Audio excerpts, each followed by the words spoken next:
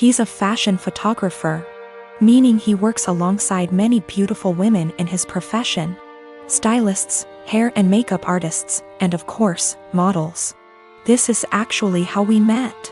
I modeled my way through college and he photographed me, after which we became friends and eventually started dating. We have been together now for almost 3 years. I've since stopped modeling, but he is still a photographer. Never once in our relationship has he given me any reason to question his fidelity. With the exception of me, he has never dated or even befriended any of the models he has photographed. That was, until Rachel came into the picture. I've met Rachel. She seems like a fun chick, the type of girl who draws a lot of positive attention just by entering a room. She's beautiful, but her personality really shines through. She makes you feel like you're her best friend when you're talking to her. A very cool person through and through. That said, I'm not the only one who feels this way. My boyfriend also adores Rachel. The first time he photographed her, he stayed late at the studio and discussed ideas for their next shoot for nearly 3 hours. He was actually late for a night out with me because of it. But he's always had terrible time management, so I didn't think anything of it. The lateness has now become a steady, recurring factor in their shoots together. They hang out long after the stylists and makeup artists leave the studio. They also text a lot, and he's always smiling to himself and laughing when he reads the messages she sends him. At first he would show them to me and try to include me in on all the fun, without me asking. But he abruptly stopped doing that around 2 weeks ago. He tilts his phone away from me now when Rachel messages him. I'm not the jealous type, but if my BF had a history of doing this with the other models, I'd let it slide. The fact that he is only like this with Rachel, and me, I suppose, makes me wary of what might have transpired between them. Rachel herself has stopped talking to me. We used to communicate and have an easy, casual friendship via IG and Snapchat, but she pretty much ignores me now. Guilty conscience? I don't know. The real kicker is, my boyfriend now has a photo of Rachel as the wallpaper on his phone. He's apparently proud of the concept and the editing, and claims it has nothing to do with Rachel herself. Which is totally believable, but doesn't sit right with me. I told him that and he told me I was being irrational. Rachel is single, by the way. She and her BF broke up around 3 weeks ago. I really don't want to fall into the jealous GF trope, but what else am I to think? I don't want to make crazy demands and accuse my BF of cheating on me. Even emotionally, but he really does seem to be fond of this girl in a way that really hurts me. He has other female friends and he doesn't act that way with them. He's capable of being friendly with a girl without flirting or acting suspicious, but with Rachel it's different. He has slowly become very attached to her and I feel like I'm losing him. I have expressed this to him a couple of times, but he always tells me I have nothing to worry about and that he and Rachel are just kindred when it comes to photography. The long nights, constant texting, and phone wallpaper mean nothing. Oh, by the way, she's practically naked in the photo and it wasn't taken for any sort of publication, just for fun. Am I being irrational? Unreasonable? How would you feel in this situation? What would you do? Update. My photographer boyfriend has been growing very close to one of his models, and acting dismissive of my concerns regarding their work relationship. He has a practically naked photo of her as his phone wallpaper. WTF am I supposed to think? He and I are meeting for lunch in an hour. He confessed. I'm kind of a mess right now, but I'm lucky enough to have an amazing support system and a clear head. That's all I really wanted out of this unfortunate situation. My boyfriend, ex-boyfriend, has never taken nude or even partially nude photos of me. Although I modeled in high school and university, my primary focus has always been stage acting. He took my headshots. That's how we met. Not that it really changes anything. Just a bit of insight, I guess. When we were younger and when the relationship was newer, I would accompany him to his shoots all the time. But my own career is very time-consuming nowadays. I know of multiple model/photographer relationships where they accompany each other to every shoot. And I've nothing against doing that, but I personally would rather just trust that my SO is on their best behavior. Obviously what happened here kind of squashes that, but I stand by it. If I have to be there in order to make sure my SO faithful, chances are they'll find other ways to cheat. Okay, now for the good stuff, or I guess, the bad stuff. I met him for lunch Friday afternoon. We went to our favorite sushi joint overlooking the ocean, and I ordered more than I could handle, stuffing my face while trying to decide how to broach the topic of Rachel, but most importantly, our relationship. I went into that meeting with a righteous, ass-kicking speech prepared, but I forgot every word of it almost immediately after we sat down. I guess he could tell there was something on my mind, because he asked me if I was all right, if he had done anything to upset me. Snorts. Yes, Ian, you've upset me very much, actually. As soon as I gathered the confidence to look him in the eyes, I point blank asked him, "What's going on between you and Rachel?" His mouth flew open as if he were completely and utterly taken aback by the implication, but I cut him off with, "Do not bullshit me." I tried my best not to let anger get the best of me. I really did. I wanted to stay cool, calm, and collected like so many women on this sub. You know the ones. Those intense stories of cheating husbands wherein the wife takes to relationships, garners a ton of support, and then updates us later with a well-constructed storybook post detailing the evidence she has collected against him and the meeting she had with her uncle or sibling, who just so happens to be a divorce lawyer. Yeah, I'm not a badass like that. I wish I were. But I'm honestly just an overly emotional doormat, and I knew going into this meeting that I was either going to cry or gouge his eyes out with my mind. Because I had somewhere to be later, I took a hard left and got super angry. He could see it in me, the anger bubbling over. The people in the restaurant were starting to stare at us, too. In order to save face, I threw money on the table, with tip, and told him to meet me in the parking lot. If I'd had a switchblade on me, I can't say for certain I wouldn't have channeled my inner jet and beat his to the pavement. Kidding. Totally kidding. We met inside my car. He climbed in after me, his head down as though he were ashamed or, I don't know, guilty? I asked him how, and he explained everything to me.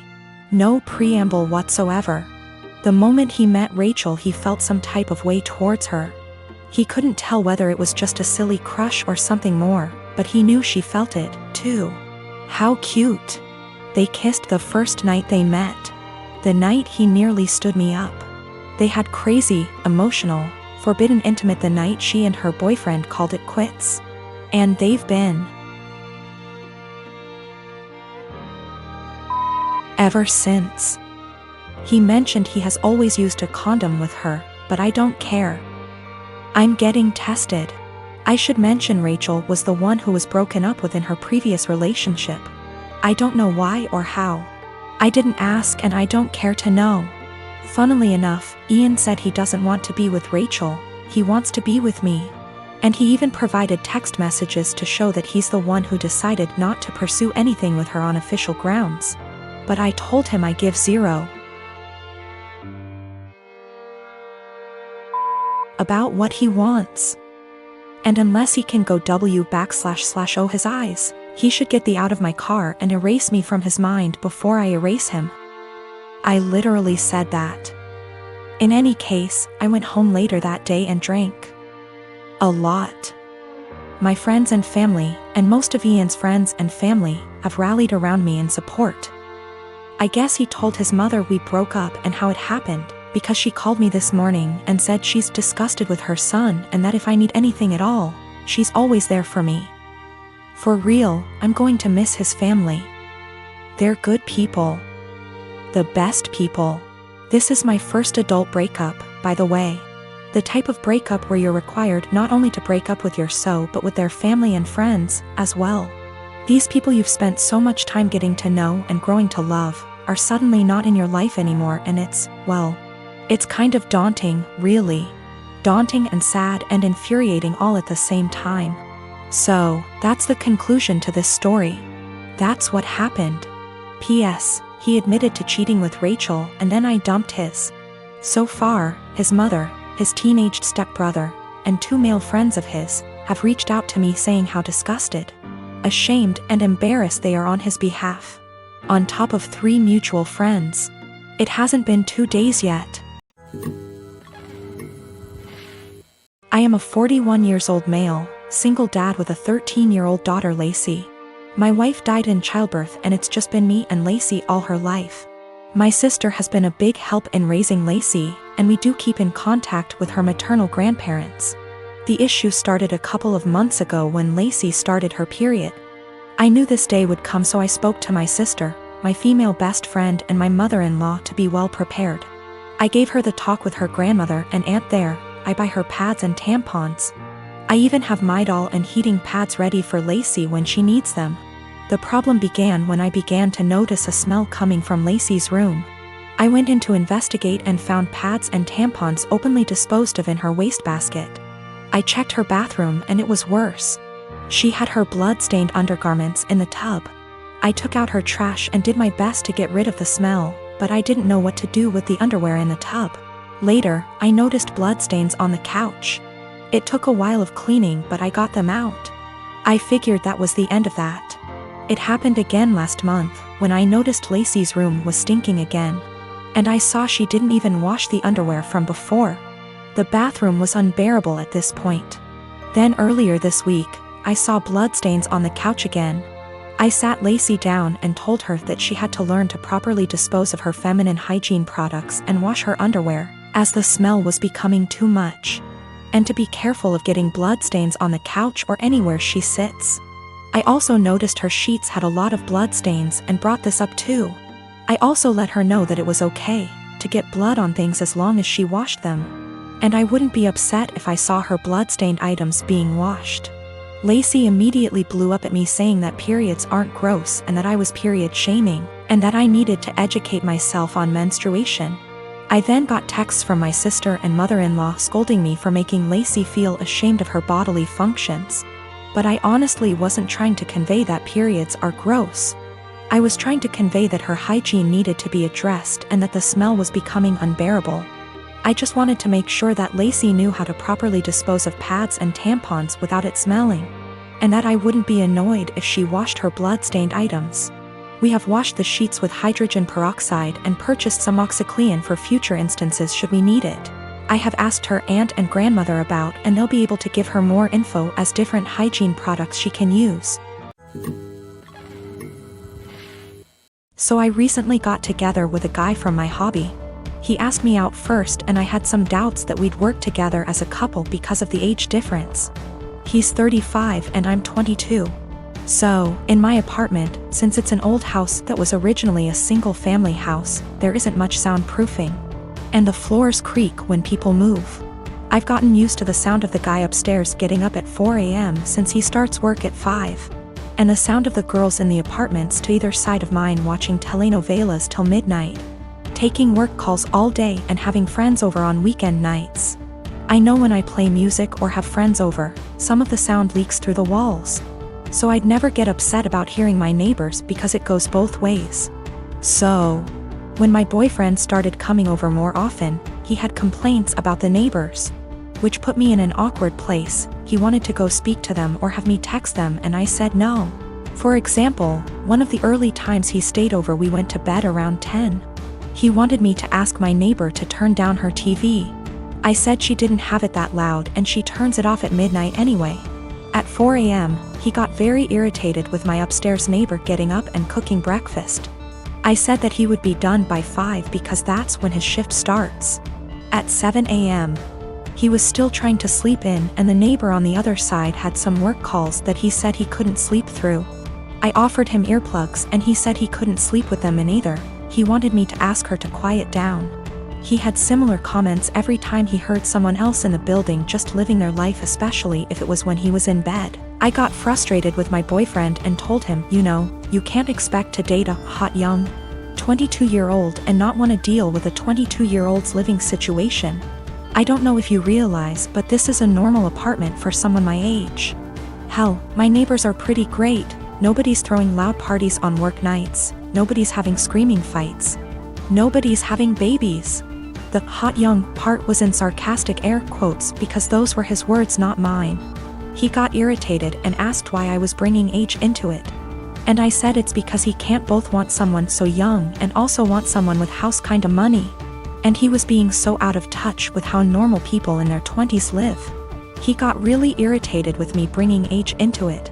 And even more annoyed when I'd respond to his neighbor complaints in the future with, "Okay, boomer." Or tell him that if he wanted me to have a rich person apartment, he could pay for it. It's not possible for me to get to his house on my own because I don't have a car and the buses don't go that far into the suburbs. So that would mean him driving 30 minutes from his house in the suburbs to pick me up, then an extra 30 to drive me to his house. Then an hour round trip early in the morning to get me home in time for work. It's a lot easier for him to visit me in the city. I am using boomer as a joke or a figure of speech to say acting out of touch and entitled to tell other people what to do. It is a common figure of speech to say, okay, boomer, to someone who is acting entitled regardless of their actual age. It's more of a mindset thing. I googled his property records for his house and he co-owns it with a woman who shares his last name. Holy shit. I don't know if she's his wife or ex-wife or what, but I'm out of here. I'm honestly freaking out right now, but I just gotta say, great big thank you to everyone who noticed red flags and made me question that. I've blocked his number. He can have fun figuring out where I went. I am a 25 years old female, my girlfriend, Molly, female 27 years old. For the last 6 months started with a joke that I've already made clear that I don't like. It consists of her saying no quickly to anything I ask. I know it sounds silly, but I ask her to get a glass of water for me. She says no, and after 1 minute, I'm almost getting up. She says she's joking and gets some water. I ask her to wash the dishes. She says no. I say I love you. She says no. I ask her to take her clothes. She says no. Everything is joking, and after 30s/1 minute, she does it, but she is addicted to doing it. I've already made it clear several times that I don't like it, even more so in I love you. She's the only person I can say that. So it's special to me. And there are things that are serious and I need her to answer seriously. And if she says no to everything jokingly, I can't tell when she's saying a real no. It's already happened. I keep saying this is boring and I don't like it. She stops doing it and goes back to doing it after a week. After a brief discussion because she played this prank in front of our friends, me asking, love, can you get me some medicine? And she with no kidding, she stopped doing it for 1 month. Yesterday, we welcomed my parents, in-laws, and our 2 best friends to our house. Everyone knew that I was going to propose to her and I called them, because we always plan this proposal with our loved ones attending, participating in this special day. I asked her to marry me and she said a quick no, and I was so grumpy //panic / upset. Everyone looking in shock, for 30s for her to laugh and say she was joking, finally saying yes. I was so embarrassed and disappointed. I put the ring box back in and said I'd take it out to cool off. I didn't even let her say anything. She kept texting me, no answering calls, saying it was just a joke and that I knew she always did that. She said that I left in difficult situation in the house because it was very clear that I had given up on propose, and did in front of my parents and in-laws. She stressed that I was making the situation uncomfortable because of a silly joke. Well, I slept in a hotel and I'm still in it. My parents supported me, but my in-laws calling me for giving up on proposing, disproportionately humiliating their daughter. I just really think there's time for jokes, and that moment wasn't clearly. She knew I didn't like it and decided to do it anyway.